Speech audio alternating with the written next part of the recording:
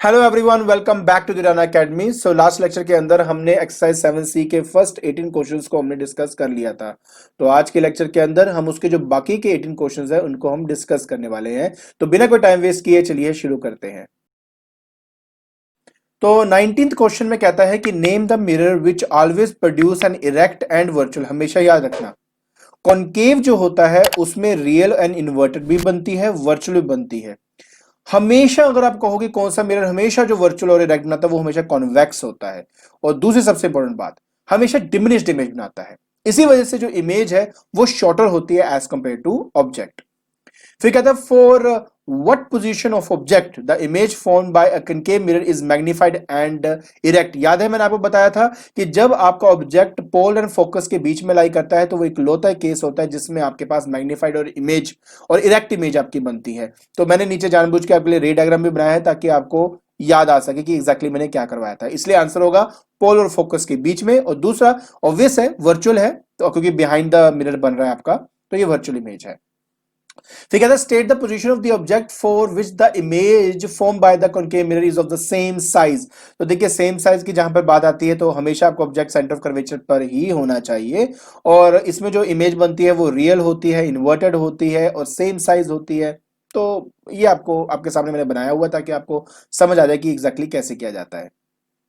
फिर कहता कि what is a real image. So real image हमारी तब बनती है जब हमारी rays of light actually meet करती है किसी पॉइंट पे, या हम ये कह सकते हैं कि वो इमेज जो हमें किसी स्क्रीन पर मिलती है तो उसको रियल इमेज कहा जाता है। What type of mirror can be used to obtain a real image of an object.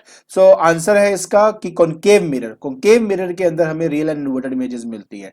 तो सी पार्ट में कहता है कि does the mirror mention in part B form the real image for all location of the object. बिल्कुल भी नहीं। आपको दिखाने के लिए नीचे देखो मैंने यहां पे डाला हुआ है, देख सकते हो कि अगर आपका ऑब्जेक्ट पोलर फोकस के बीच में लाई करता है तो जो इमेज है वो आपकी बिहाइंड द मिरर बनती है, मतलब वो वर्चुअल होती है, इरेक्ट होती है, मैग्नीफाइड होती है।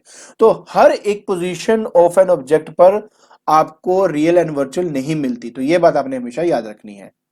फिर आता है discuss the position and nature of the image formed by the concave mirror when object is moved from infinity towards the pole of the mirror। हमेशा एक बात याद रखना, जब भी आपका ऑब्जेक्ट फार अवे मतलब फ्रॉम इन्फिनिटी से पोल की तरफ आता है तो उसका जो साइज है बेटा, इमेज का साइज, वो धीरे धीरे इंक्रीज करता है। बियॉन्ड सेंटर ऑफ कर्वेचर पर आपका जो साइज है वो डिमिनिश्ड होता है। जैसे आप सेंटर ऑफ कर्वेचर पे ले आते हो वो सेम साइज का हो जाता है। और जब आप उसको सेंटर ऑफ कर्वेचर और फोकस के बीच में लाते हो तो वो थोड़ा मैग्नीफाइड इमेज बन जाता है आपके पास। अगर आप फोकस पे लेके आते हो तो हाईली मैग्नीफाइड हो जाता है, बिकॉज वो इन्फिनिटी पे जाके आपकी इमेज बनती है। उसके बाद अगर आप पोलर फोकस के बीच में लेके आते हो तो एक मैग्नीफाइड वर्चुअल इमेज तब आपको मिलती है। तो इस तरह से आपको मिलता है images at different location of the object. फिर आता है discuss the position the nature of the image formed by the convex mirror. इसमें तो यार देखो हमेशा आपकी जो इमेज है वो पोल और फोकस के बीच में ही बनेगी, इरेक्ट भी होगा, डिमिनिश्ड भी होगा। हाँ ये बात सही है कि जैसे जैसे ऑब्जेक्ट आप मिरर के क्लोज लेके आओगे जो इमेज है वो शिफ्ट होती है फोकस से पोल की तरफ और उसका साइज धीरे धीरे बढ़ना शुरू हो जाता है। ठीक है। फिर नेक्स्ट आते हैं name the kind of mirror used to obtain a real and enlarged image concave. Virtual and enlarged image, virtual and enlarged image, ये भी आपका कॉनकेव ही होगा क्योंकि वर्चुअल एंड डिमिनिश जो है जैसे कि थर्ड केस में वो कॉन्वेक्स में होता है। कॉन्वेक्स में यार एक ही होता है बस, वर्चुअल और डिमिनिश, बस इसके अलावा बाकी कॉनकेव है। Real and diminished concave, simple सी बात है, तो यहां से हमारा आंसर आ जाएगा। अब ये जो 26 है, 27 है और 28 है इस बार के सिलेबस में नहीं है, तो नेक्स्ट ईयर अगर ये इंक्लूड होगा तो मैं वहां पे जरूर इसको एक्सप्लेन करूंगा। ठीक है। नेक्स्ट आता है कि up to which maximum distance from the pole the image in a convex mirror can be obtained. Can be obtained, simple सी बात है, फोकल लेंथ तक आपका, ठीक है ना। उसको कहता है what will be the location of the object then. अरे इन्फिनिटी पे अगर आप अपने कॉन्वेक्स मिरर के केस में अगर आप अपने ऑब्जेक्ट को फोकस में रख देते हो तो आपकी जो इमेज है वो इन्फिनिटी में बन जाती है। ठीक है। तो कन्वेक्स मिरर केस में फोकल लेंथ इसका सही आंसर है। नेक्स्ट कहता है कि आपका up to which maximum distance from a concave mirror the image can be formed. अरे कनकेव मिरर केस में तो जो आपकी इमेज है वो इन्फिनिटी तक बन जाती है और उसके लिए आपके ऑब्जेक्ट को फोकस पे होना चाहिए, तो वही इसका आंसर है। फिर क्या था कि how will you distinguish between the plane mirror, concave mirror and convex mirror without touching them. कुछ नहीं करना, उस मिरर को अपने चेहरे के नजदीक लेके आइए। अगर तो आपको एक अपराइट सेम साइज की इमेज दिख रही है तो आप समझ लेना कि ये प्लेन मिरर है। अगर आपको अपराइट और मैग्नीफाइड इमेज दिख गई तो वो कनकेव होगा, क्योंकि उस टाइम आपका जो फेस है वो उसके फोकस और पोल के बीच में आ जाएगा। लेकिन अगर आपको अपराइट और डिमिनिश्ड इमेज दिख गई तो समझ जाना कि वो एक कन्वेक्स मिरर है आपका। क्लियर? उसके बाद टू यूजेस बताओ कनकेव मिरर के। ऑब्वियस एक तो आपका शेविंग मिरर और रिफ्लेक्टर, इसको मैंने अच्छे से एक्सप्लेन किया हुआ, आप चाहें तो वीडियो में इसको अच्छे से देख सकते हैं।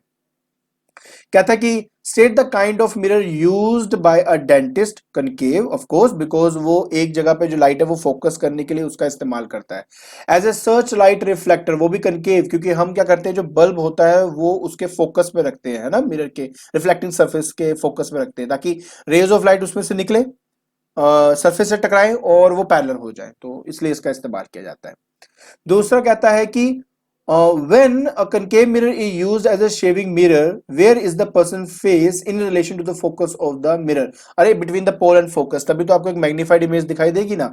और तीन कैरेक्टरिस्टिक क्या होती है? Erect, virtual and magnified. तो ये इसका आंसर है। फिर क्या था?